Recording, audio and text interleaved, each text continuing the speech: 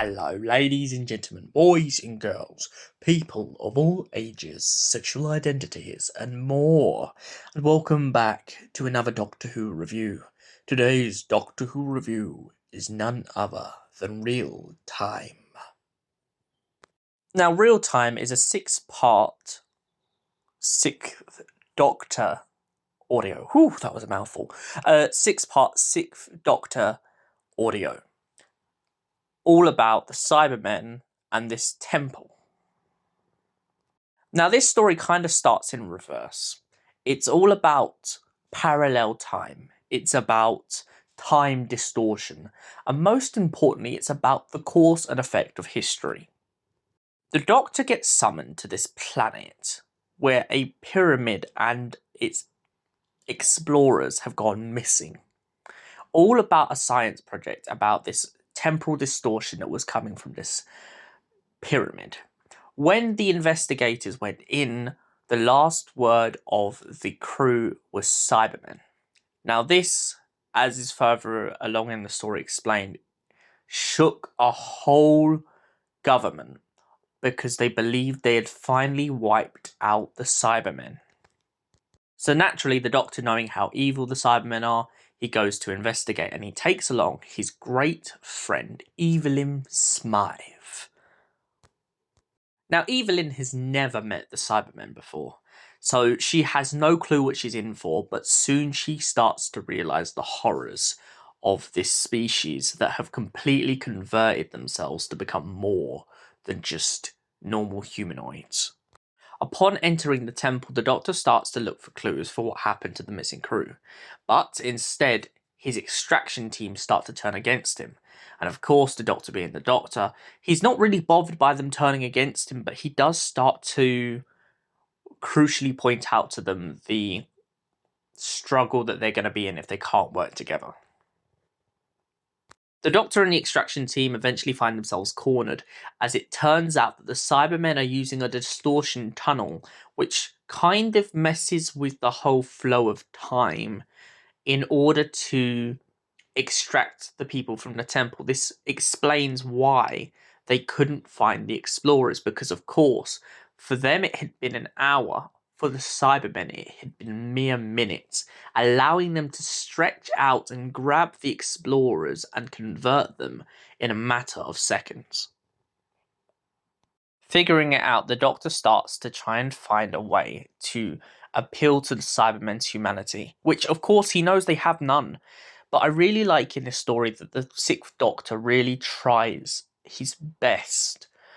Even though he knows he can't appeal to these monsters, he tries his best to let them see reason. Even Evelyn Smyth starts to question the Cybermen on how much is left behind. What really lies behind the skull and the shell and everything that makes a Cyberman? Is there still a person inside? The Doctor points out that everything that they believed was a weakness would have been a strength. Their whole species could have evolved beyond conquest and become a good for the universe, but instead have decided they want to wrought terror and absolutely annihilate people. After realising he can't apply to their better nature, the Doctor tries to come up with a better solution to stop the Cybermen.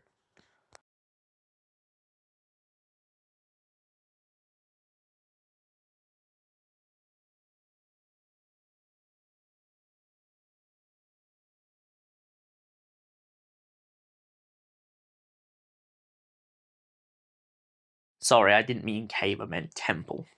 As we come to the end of the first act, we start to realise that nothing is quite as it seems, and it's also very convenient how a Cyberman expert ends up on this expedition. But it turns out he's not an expert at all. Instead, he's just another cause of the Cybermen's misery across the galaxy. We find out that this professor, who is played by the actor who played Lee in the TV movie, his character in this is this professor who's supposed to be all knowledgeable about the Cybermen. It's because his character was basically tortured by the Cybermen and became more more of a plague victim of the Cybermen. Professor explains to the Doctor that he is indeed a Cyberman, but not exactly in the same way as the Cybermen are. Instead, he explains that the Cybermen unleashed this kind of virus, this kind of infection on the Earth during one of the Earth years. And the infection got into the water, it got into the animals, it got into the people.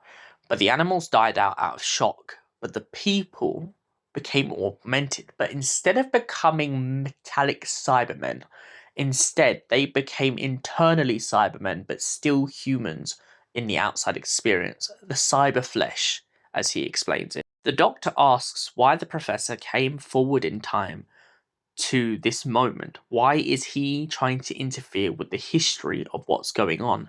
And the Professor explains to him that he's not really trying to interfere, more to the point, he's trying to figure out how the Cybermen got the power of time travel. Soon he realizes that the Doctor had in fact given it over to them, not willingly, but because there was no other choice. Eventually, the Doctor and his group, or what's left of the group, and Evelyn Smyth manage to overpower the Cybermen from this whole other universe and their parallel existence. But upon leaving, he sadly leaves the Professor behind to his death. In doing so, he finally collapses this alternate reality and brings things back to the way they were. In the Professor's final moments after ripping off the Cyberplanner's face, he realizes that it's a version of Evelyn Smyth. Obviously, in some parallel universe, Evelyn Smyth had become the Cyber leader, proving that the Doctor in that parallel universe had failed to save her, but had succeeded to put events into course and action. The Doctor takes Evelyn away from the situation, and eventually they both sit down and start to talk about the spirit of St. Louis. Now, for all the history lovers out there, the Spirit of St. Louis is in fact a very real plane. It was flown by Charles Londonberg back in. The plane took off from New York and landed in Paris. It was the first ever plane to fly over the Atlantic Ocean and travel around the world. Now back to the Doctor Who review. What did I think of Real Time? Well, Real Time is a very interesting, very complex and very brutal story. I really like how Big Finish doesn't hide the gore and the horror of the Cybermen. In one scene, they literally crush someone's skull. In another scene, they're holding someone by the arm, and you can really feel the struggle between the person. This is a great example of another story where the Cybermen are prominent, where they're dangerous, and most importantly, you can really truly believe that this whole cyber war that we've heard about, and what was in a previous review that I talked about, you can really believe the Cybermen were a force to be reckoned with. And for that reason, I give Doctor Who Real Time a solid 8 out of 10. Thank you for watching, and we will see you in another Doctor Who review. Until then, stay beautiful. Goodbye for now.